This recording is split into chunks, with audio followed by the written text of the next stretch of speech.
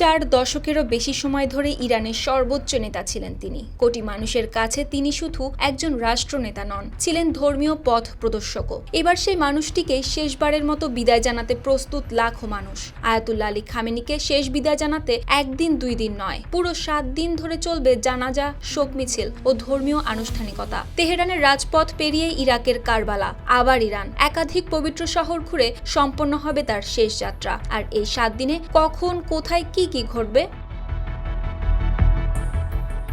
আল জাজিরার প্রতিবেদন বলছে, শুক্রবার তেহরান থেকে শুরু হয় 7 দিনব্যাপী এই শেষ বিদায়ের আনুষ্ঠানিকতা। বিভিন্ন দেশের নেতা, জ্যেষ্ঠ কর্মকর্তা, ধর্মীয় ব্যক্তিত্ব ও বিশ্বের নানা প্রান্ত থেকে আসা ইসলামী পণ্ডিতদের পাশাপাশি লাখো সাধারণ মানুষও এতে অংশ নেন। 4 ও 5 জুলাই সাধারণ মানুষের শেষ শ্রদ্ধা জানানোর জন্য আয়াতুল্লাহ আলী খামেনি ও তার পরিবারের কয়েকজন সদস্যের কফিন রাখা হবে তেহরানের গ্র্যান্ড মোসাল্লায়।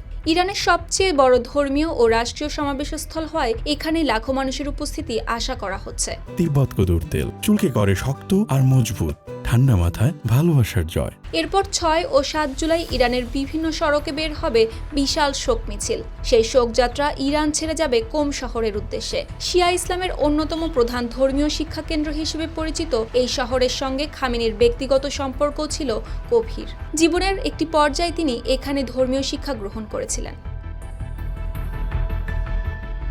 8 জুলাই মরদেহ নেওয়া হবে প্রতিবেশী দেশ ইরাকে। প্রথমে নাজাফ আন্তর্জাতিক বিমানবন্দরে আনুষ্ঠানিকভাবে গ্রহণ করা হবে খামেনির মরদেহ। এরপর নাজাফ ও কারবালায় অনুষ্ঠিত হবে জনসাধারণের শোকযাত্রা। সবশেষে 9 জুলাই আবার ইরানে ফিরিয়ে আনা হবে আয়াতুল্লাহ আলী খামেনির মরদেহ। সেদিন মাশহাদের ইমাম রেজার মাজারের পাশে চিরনিদ্রায় শায়িত হবেন তিনি।